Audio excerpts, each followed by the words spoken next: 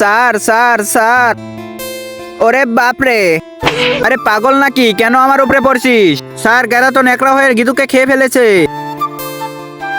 তোমরা কি দিনে দুপুরে স্বপ্ন দেখছো নাকি? আপনার বিশ্বাস না হলে দেখে নিন। হ্যাঁ হ্যাঁ হ্যাঁ, আরে বাচ্চারা, এ তো সত্যি নেকড়ো হয়ে গেছে। তাড়াতাড়ি এখান থেকে চলো, না হলে আমাদেরকেও খেয়ে ফেলবে। পালাও বাচ্চারা, তাড়াতাড়ি বের হও। আরে বাচ্চারা, চিটুকে তো নেকড়ে খেয়ে ফেলেছে, এখন কি হবে? তাড়াতাড়ি পালাও এখান থেকে, না হলে ও আমাদেরকেও শেষ করে ফেলবে। ও এখানে আসলো কিভাবে? আরে ও তো এখানে চলে এসেছে, তাড়াতাড়ি পালাও এখান থেকে।